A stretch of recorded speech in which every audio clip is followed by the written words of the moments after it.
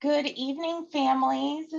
We'll get started here shortly in a couple of seconds while we wait for everyone to just kind of get from the waiting room into our session.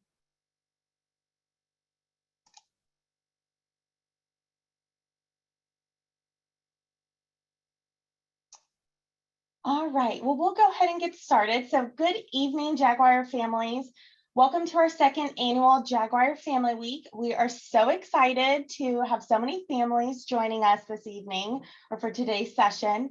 My name is Angelica McLean Johnson, and I'm the Assistant Program Director for Family Engagement within the Office of Student and Family Connections here at IUPUI. So just a couple of reminders for the group. We will have live captioning will be available during this session. If you click the live transcript button that is located on your Zoom taskbar, you will be able to see the live transcript.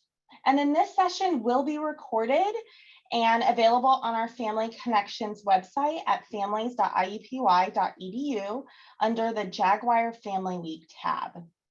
So you will remain muted during this session. However, you are more than welcome to have your camera on if you prefer. But if you do have any questions for our panelists, please feel free to put those into the chat. And that chat feature is located in your Zoom taskbar. And we will get to those questions towards the end of our session.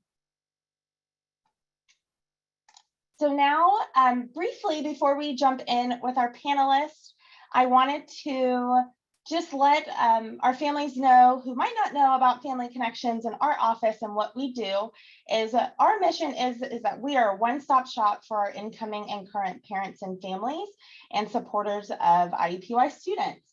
So we provide intentional programs, communications, partnerships, and resources to keep our parents and our families connected to campus and also to their students. So how we support you while your student is here at IUPUI. So we see families as advocates. You know your student best. And we listen to our families as they express their opinion and or concerns. We also provide support as you need it. And then lastly, we'll keep you informed of things that potentially could have a positive and or negative impact on your student. So now I will turn it over to our panelists. Thank you, Angelica. Thank you for pulling everyone together, and we're really excited for the conversation today. And I'll just introduce myself, and I'll sort of let you know what we have planned for our short session this evening. My name is Stephanie Leslie. I'm the Director of Study Abroad here at IUPUI, and we're really lucky to be joined by Carmen Lucas-Sugawara, who's a faculty member here at IUPUI and also a program leader for one of our study abroad programs. And we have two students who have studied abroad, and we'll get to hear from everybody and their perspectives on study abroad and its impact. And yeah, I think you'll really enjoy hearing everybody's sort of different perspectives. I thought I would start with just kind of providing an overview on study abroad so that we're all sort of speaking the same language and kind of have a sense of what it is when we're talking about study abroad. So first of all, what is it? What do we mean by study abroad? And with study abroad, it's an opportunity for IUPUI students to go overseas and earn credit towards their degree. So I think it's really important to just kind of have that in your mind, that it's not a vacation. It's not, a stop out from earning your degree or for your student to earn their degree. It's an actually intentionally designed educational experience that is providing students new opportunities to get different perspectives on their major and their course of study. So again, not a vacation. This is, very intentionally designed educational experience. And a little bit about how study abroad works and the options that are available to your students. So there are literally hundreds of study abroad options available through Indiana University. And one of the really exciting things about IUPUI is that we have programs that are designed specifically by IUPUI departments, schools, and faculty. And we also have programs that are designed and available at the Indiana University level, so available for students on any Indiana University campus. So our students have, between those two, literally hundreds of study abroad program options. And some of them are as short as a week over spring break. So those programs generally have a campus course that happens before and after the international experience, and then students go abroad over spring break. We also have short programs over the summer that are maybe between 1 to 4 weeks. And then we also have full semester and full academic year programs.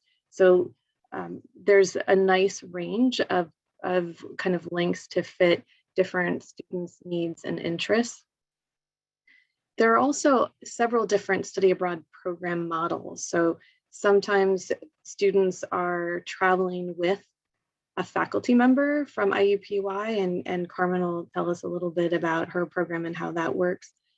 So in those programs, students are with a group of maybe 15 IUPUI students with a couple of faculty members from IUPUI, focused very intensely, typically on one topic over the course of maybe 1 to 4 weeks. But there are other programs where students are abroad for a full semester, full academic year, and they are able to take a broad range of courses with a host institution. So there's really a lot of different types of programs. Students can go abroad really at various points in time. I know traditionally there's been this sense of like junior year abroad, but we've, as a field, been really trying to move away from that. We want students to think about going abroad much earlier than that, partly because they have more flexibility in their schedule earlier in their academic career, but also because we want students to have the knowledge and skills that they gain from an international experience to inform the rest of their academic degree. And going abroad early just gives them more opportunity to kind of delve into what they've learned on an international experience.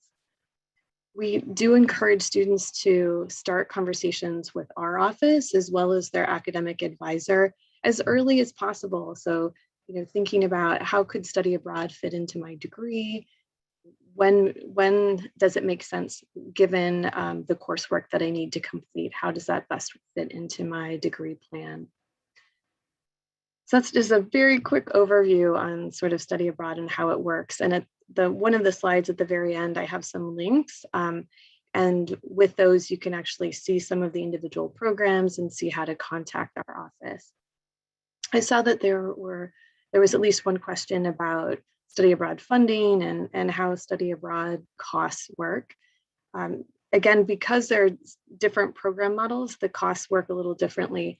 But with the faculty-led program model that is most common here at IUPUI, there's the tuition cost, which is the same cost of tuition as if a student were taking the class on campus. And then there's typically a program fee that would cover the cost of housing and transportation on the ground in the host country. And then there is the cost of the airfare. So it is an additional cost oftentimes for students that are going abroad. And one of the things that we encourage people to consider is that study abroad is an investment. So in your student, in the student's sort of academic and professional life. So it is something that there's a lot of value to it. And Carmen's going to speak a little bit more to that. And in my next slide, we'll talk a little bit about that as well. But because of those additional costs, IU has worked really hard to find opportunities for scholarships and grants. So there are scholarships that are kind of at a campus level, at the university level. A lot of IUPUI schools have developed scholarships specific for study abroad. The other thing that I think is really cool to see is that the US federal government has created scholarship programs to support students as well. It's not just that the university is committed to this, but our government understands the importance of American students having international experiences and bringing that information, that knowledge back here to the US. So there are a lot of funding opportunities. I wanted to highlight one in particular. So for any of students that are new to IUPUI, so whether that's freshmen or transfer students within their first or second semester on campus, we have a special funding opportunity that's a $3,000 planning grant. So this is an opportunity for students to apply now. So the deadline is November 15th. So there is still, a bit of time to apply this cycle. And then students have up to 3 years to use that award. And in that time period, they would work with our office and their department to build a study abroad plan that makes sense for them. So we're really excited about that. I wanted to also mention COVID-19 and the ongoing pandemic. I know that there were questions that were submitted ahead of time about that. And as you might imagine, it's something that our office spends a lot of time thinking about, certainly over the last 18 to 20 months as the pandemic is unfolded. IU has had study abroad programs operating since the spring of 2021. So there were no programs in summer of 21 or in the fall, summer of 20 or fall of 20. But we have had programs running as early as spring of 21 on a much reduced, we don't have as many programs running right now as we typically do. And there's a very careful review process. So IU has a medical response team, and this is the group that is making decisions about, are we wearing masks on campus? Are we in person? Are we virtual? So that same group is making decisions about study abroad programs and whether or not those programs are able to run. So any program that wants to run needs to submit a very detailed questionnaire about the COVID-19 situation in the country, as well as their plans and strategies to keep students safe and to make sure that we're also keeping the community safe, that our students aren't bringing COVID into the host community. So we do have programs running at a more reduced level. We at IUPUI, we think we'll have about 10 or 13 study abroad programs running this summer. And in addition to the programs we run, again, there are many additional programs that are available at a university level. And if you want to switch to the next slide, that'd be great. And I thought just before I turn it over to Carmen, I'd mention just a couple other quick things. So what does the research tell us about study abroad and the impact it has on students? So first of all, in terms of academics, research shows that students who study abroad have higher GPAs. They're actually more likely to graduate within 4 years, which I know sometimes there's concern that it's going to delay graduation, but it's actually more likely to graduate in 4 years. There's a whole host of skills that have been identified as sort of being enhanced through a study abroad experience, like adaptability, resilience, resourcefulness, independence, communication skills, critical thinking, and problem solving. So those are, a kind of a sampling of the types of skills that are enhanced. And lastly, sort of career impacts. So 50% of students reported that their study abroad actually helped them get their first job. And then employers care about this.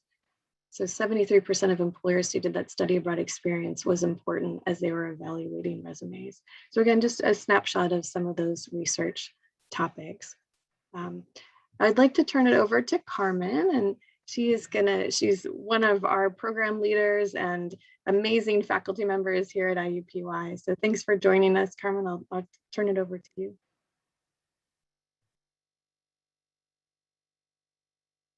Sure. Do we have the next slide? The next slide, yep. This one? Yeah. Yes. Okay. So sure.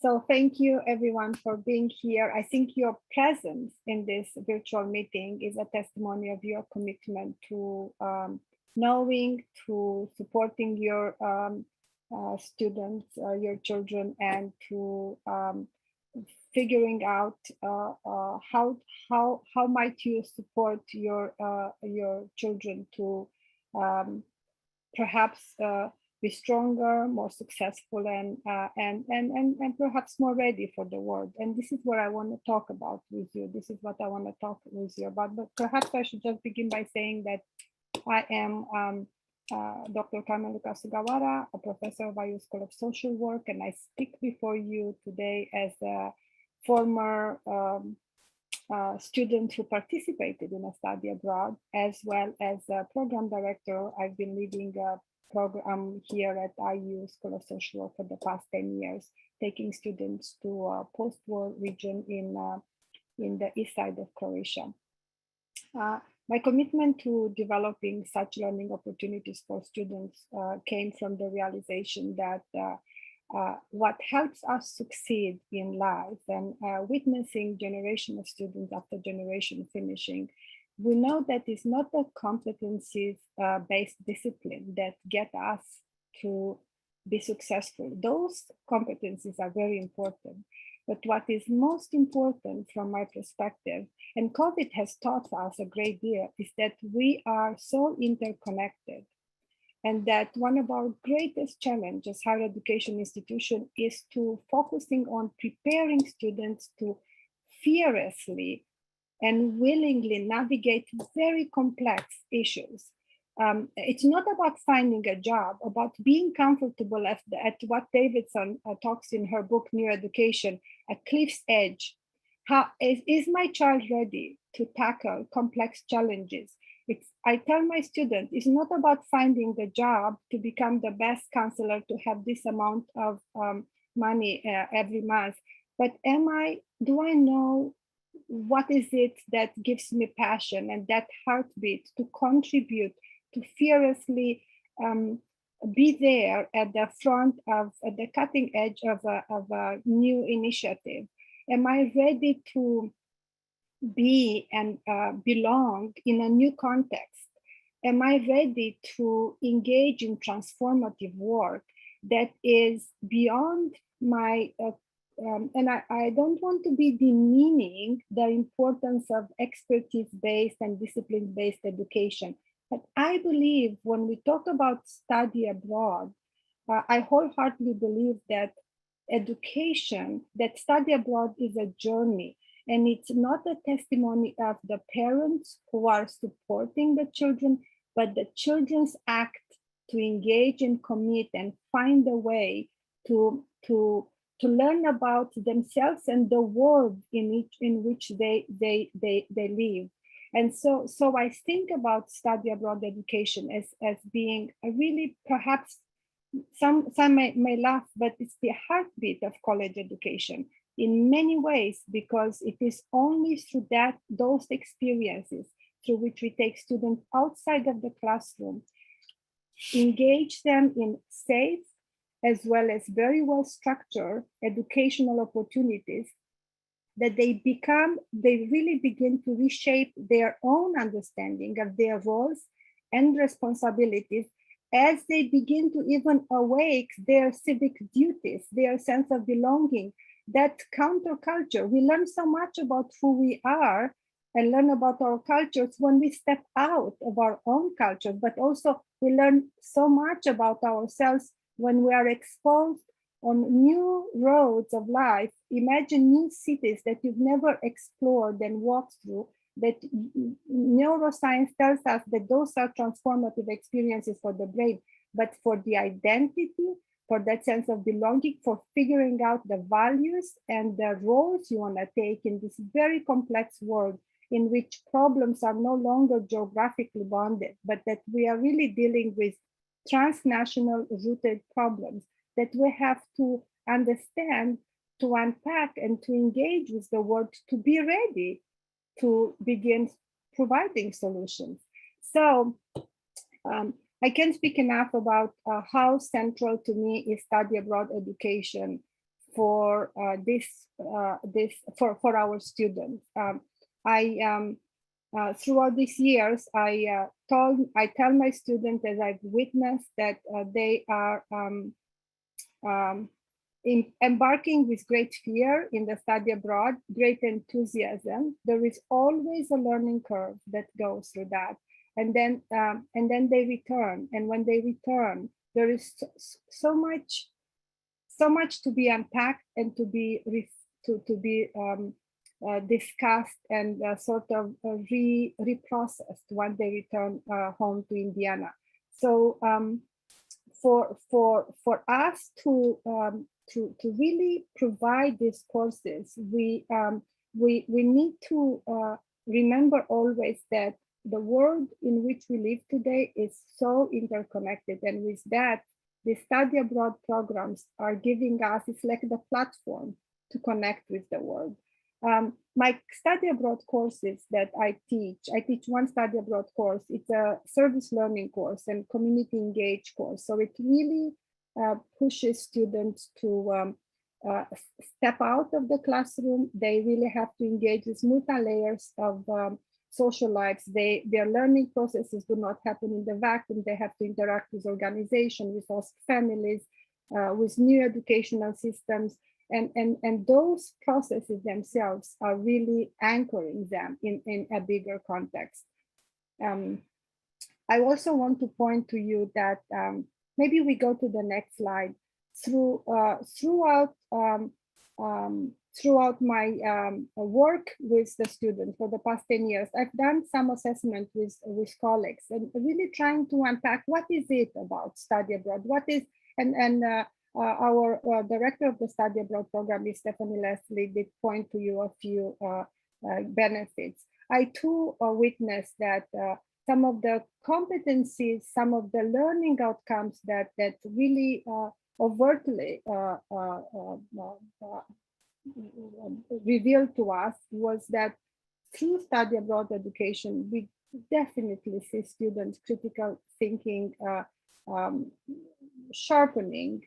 We see students that exactly through what I said, through these opportunities to engage with multi-layers of social lives, force them to co-create knowledge and be part of that happening, of that new positioning of themselves in new social contexts that force them to rethink who they are, but also who they want to become, which is that transformative part.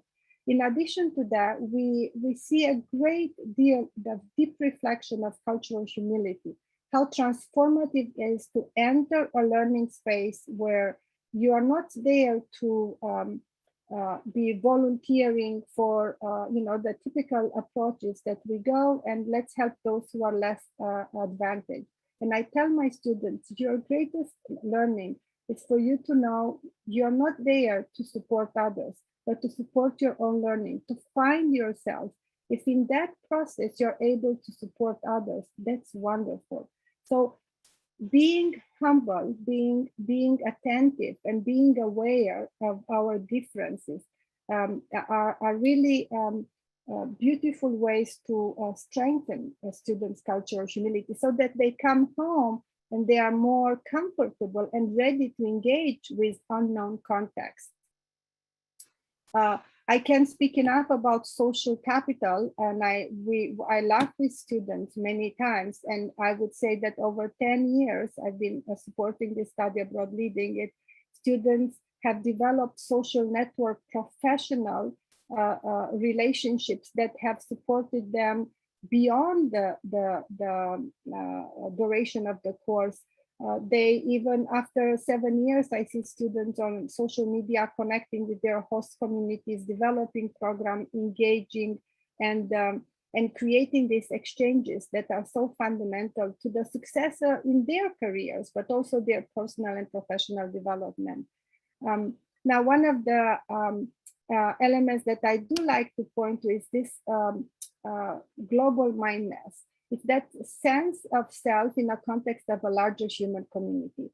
And we talk a lot about what global mindedness is in the context of globalization, but I like to tell my students And I also want to recall that recall one of our greatest sociologists, George Mead, that tells us that society develops it at its full potential when actually we have the opportunity to interact and we reach our full potential as in ourselves, when we self reaches its full potential, when we really end up creating the space for international mindedness, that the ability to understand communities, embracing all people regardless of the borders of one, and that was stated in 1909.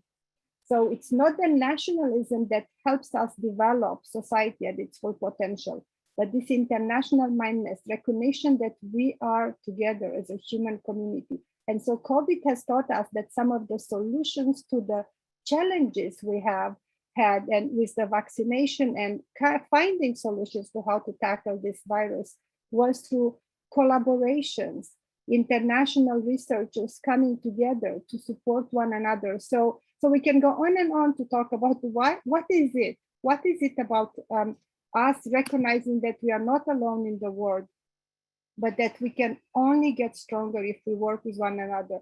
And lastly, not surprising, and Stephanie Leslie also mentioned, is that sometimes students come back, and what we've noticed is that they reported to us that they go to an interview, and when they begin talking about their study abroad experience and service learning in Croatia, the employer doesn't want to hear about the question per se related to the job, but tell us more about what you learned.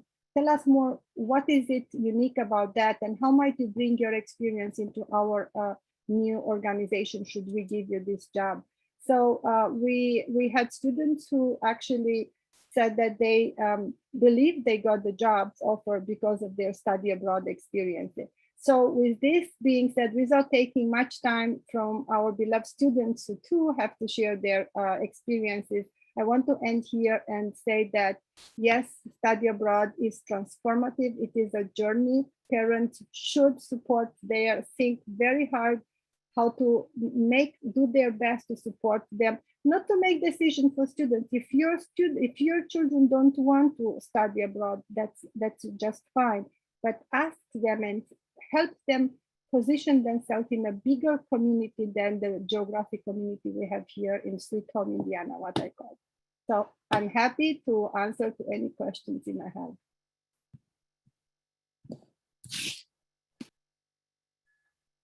Thank you, Carmen, so much for sharing your thoughts and perspectives. We'll turn it over to Annalise Hoffmeyer to share a little bit. She's a return study abroad student, and we'd love to hear about your experience, Annalise. Great, thank you. Well, I am a student. I am a senior here. I'm graduating next semester, and I have actually studied abroad twice as a history major, once from my previous university where I attended the University of Evansville, and then once again this past summer with IEPUI. So I attended Harlexton College, which is in Grantham, England. It's about an hour north of London. And it was really just an incredible experience. The people that I talked with at the college, the staff there, their communication was incredible, and they really helped answer a lot of questions. And I cannot tell you how many pages I printed off at my house for all the things that they gave me, like contact information. If I got lost, exact instructions for how to get from King's Cross to the station where they would pick me up.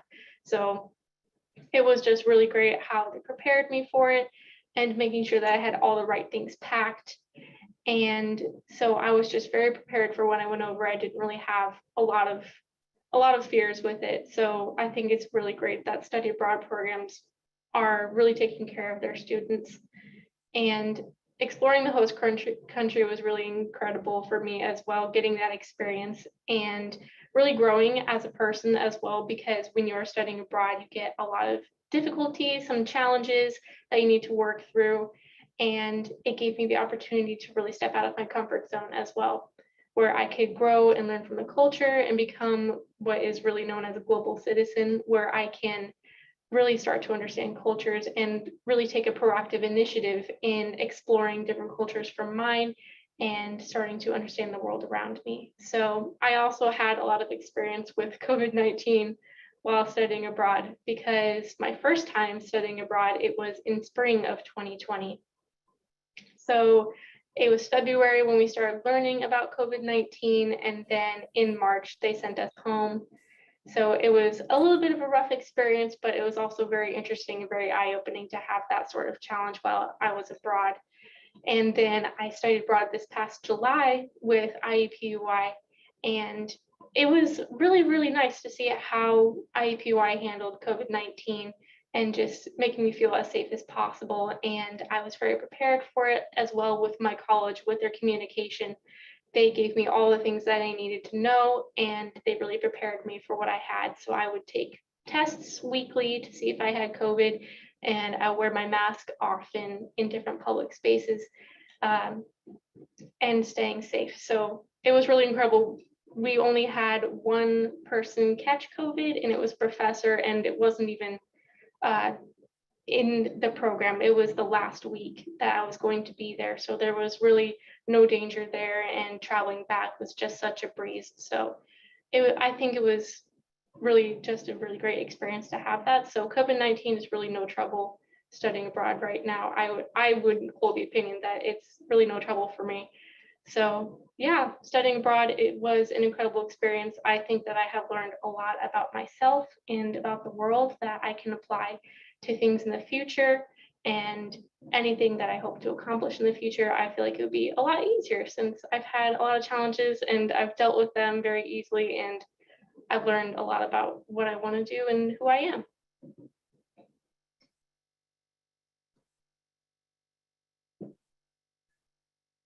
Thanks, Annalise. And I wouldn't be surprised if we get some questions for you in a little bit too. Great, let's turn it over to Kelsey. Kelsey, we'd love to hear about your experience and how you think that'll impact you as you move forward. Yeah, awesome. So hi guys, I'm Kelsey. I am a graduating senior right now in December, so I'm only a couple weeks out. So I'm obtaining a degree in nonprofit management and public affairs, but my concentration is within Africana studies. So I have had the wonderful pleasure to study abroad two times as well, once in Japan and then once in Egypt. And both of these have been very transformative experiences.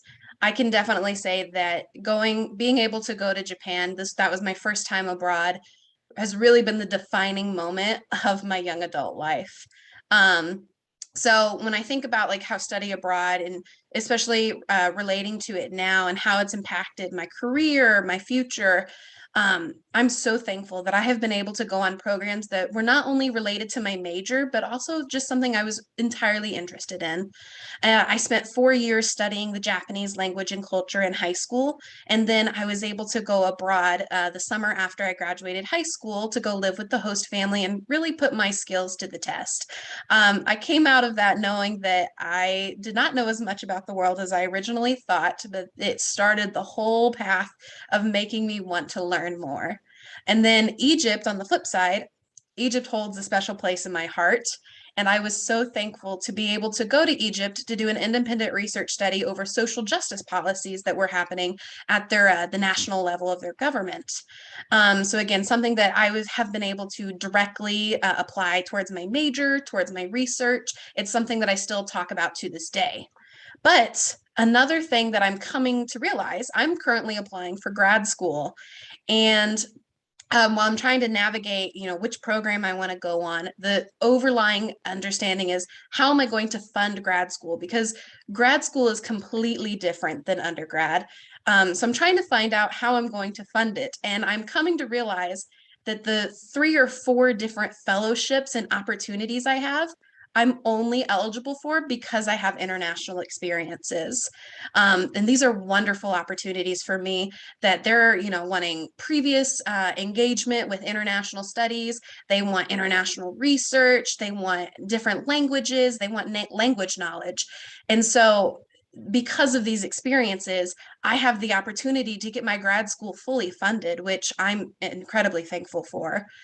But it's also shaped different career opportunities for me. So currently, Annalise and I, we actually work in the study abroad office. We are the faces that go to your students' class to tell them about study abroad, to convince them and let them know that this is something that they should look into. So without my experience abroad, I would not be able to have my current student job. But also thinking about future career work, I have accepted that I've always navigated towards international education, and that one day I know that I'm going to be running a study abroad program somewhere. I'm actually doing a huge capstone project over creating my own study abroad program to Egypt. So that right there, is something that is not only directly related to my experiences, but also to my major and graduation, and then what I plan on doing in the future. So it's something that has shaped my whole life. And it's something I didn't even know I was going to want until I was on the program. And then the next slide. So these are just a couple of photos of my amazing experiences. But I just want to say that it's a leap of faith that you have to take. I'm a first generation student, so my parents to this day still have no idea what I'm talking about when I'm talking about my college experience and what's going on and what I'm trying to do. They're like, registrar, what? Bursar bill, who? Like they don't get that. But when I tell them that I'm applying to a program to go abroad and that it's going to be directly related to my career and my future, and that I'm going to be talking about it and that it's going to be applied for future job growth, they understand that. They're like, okay, that makes sense. You're getting hands-on experience with something that's going to set you apart and give you an upper hand against all of the fellow job candidates. So that's just something that I wanted to share. It's something that I'm incredibly thankful for. Great. Thank you so much, Kelsey and Annalise, for sharing your experiences, and Carmen. I wanted to just put our office contact information up so that everybody has access to that. There's the website with sort of all kinds of information. I wanted to specifically put a web link to the list of programs that are currently accepting applications. So we're in a little bit of a strange time where summer programs haven't really opened, but spring programs have mostly closed. So there aren't very many listed right now, but those are the programs that are currently accepting applications. And then our office email address and our office address. So we're in the Educational and Social Work building on the second floor. So I encourage you to encourage your students to come stop by and visit us. So those were kind of our formal slides, and I know we wanted to leave plenty of time for questions. Yes, thank you, Stephanie. For some of those links on this other page back here, would you mind putting the longer one in the chat for our families really quick? Thank you so much. Just so they don't have to take that one. So really quick, I just also wanted to have a reminder for our families that these are some important dates that are coming up for your student. In particular, I wanted to highlight the FAFSA application that's available now, that will be available till the priority deadline, which is in April 15th. And then the priority registration for spring 2022 classes has opened, and so it is open till this Friday. So maybe just check in on your student and make sure that they're registered if they will be at IUPUI. I know that Kelsey said that she's graduating, so she doesn't have to do this now, which is really sad. But yeah, so if your student needs to register for the spring 2020 semester, this is the time to be doing that till this Friday, or to make connections with their advisor. All right, so I do want to jump into the questions that we had come through via registration and then also on the chat. So I think the biggest one was in regards to types of programs that are available. So I know, Stephanie, you might have mentioned a couple of those, but we had also a couple of questions just about what types of programs, or at least where the student can, or the student and the family member can find those programs that are available. Sure, and I'll be happy to put a link in the chat where you can actually see the programs themselves. So it's a little hard to talk about specific programs because there's so many. Do you know what I mean? So there are, maybe 200 different programs that are available through IU. So what I'm going to do is share a link to the IUPUI programs. And this is a really long, kind of ugly link, but there's that link. And then there is also, here's a link to the programs that are offered by the Indiana University Office of Overseas Studies. So again, kind of a system-wide office. The IUPUI programs tend to be the shorter 1 to 4 weeks programs. The programs available through the IU Office of Overseas Study tend to be either like 6 weeks over the summer or full semester, full academic year programs. It looks like Carmen has something to add too. Yes, I was about to add, in addition to the system, university system wide support, we also want to consider that each discipline academic unit may have individualized scholarships. For example, IU School of Social Work will have different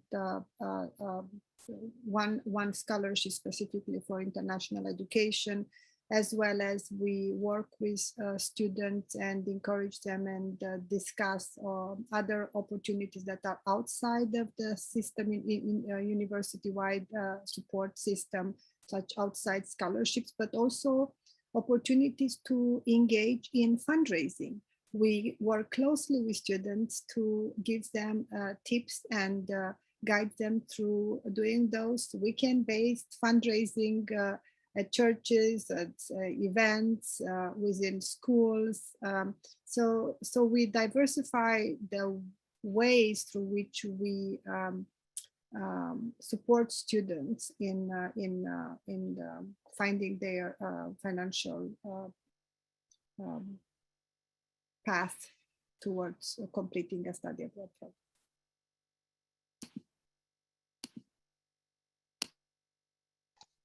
It looks like Kelsey has her hand raised. Yeah, I just wanted to add that the beauty of our programs is that they can be customized to however your student sees fit.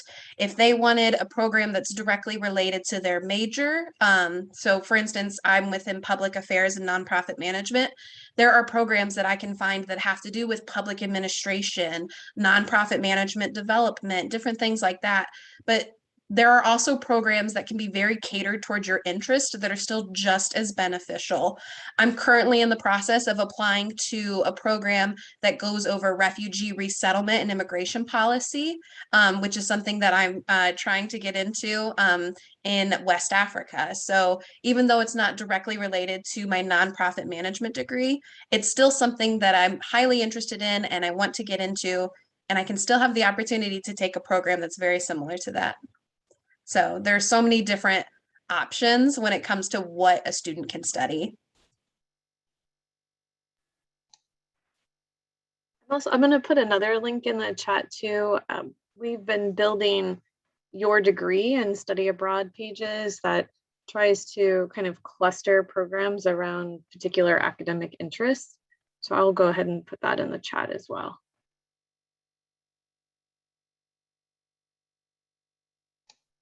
Thank you, Stephanie.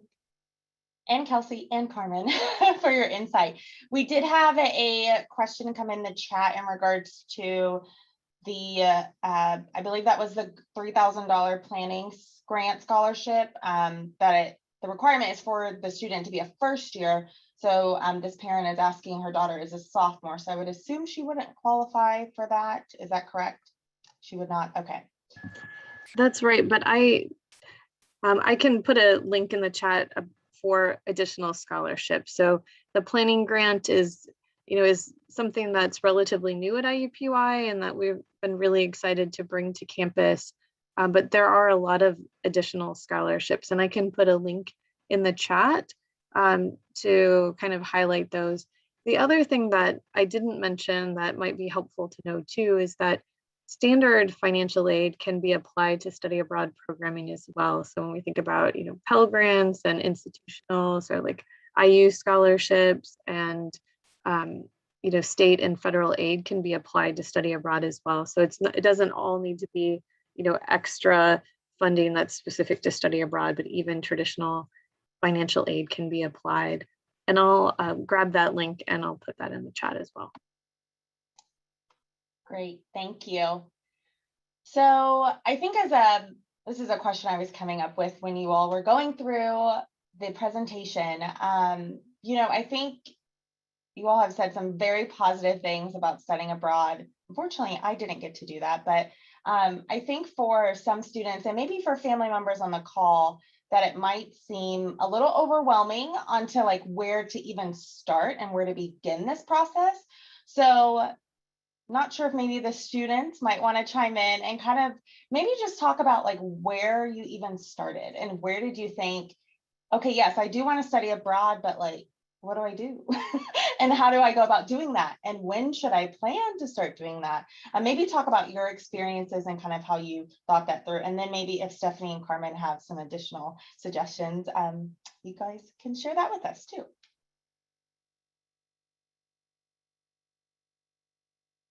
Yeah, go ahead, Annalise. Okay.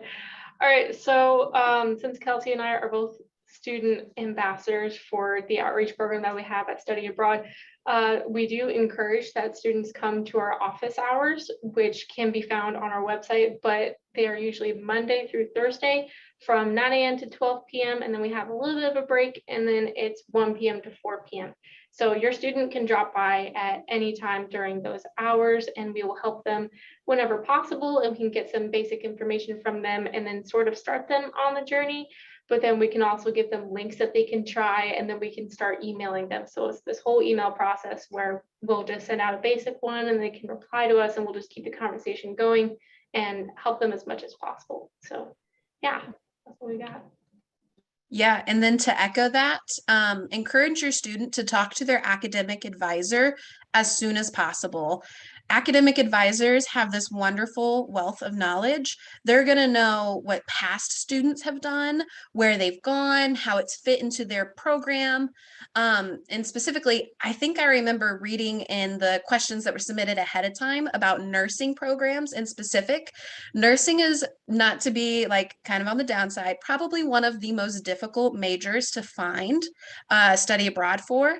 However, we have actually written it into their degree path that they do have an opportunity to study abroad over spring break with a specific program regarding if it's like health and public administration or health and human practices. I believe it went to Spain in a previous year. So there are ways to have that, and students will figure that out if they talk to their academic advisor.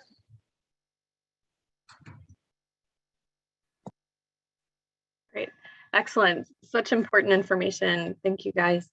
The only other thing that I might add is that we always encourage students to think about their goals for an international experience. So we encourage the student to spend a little time thinking about what do they want to do, learn, see, and experience while they're abroad.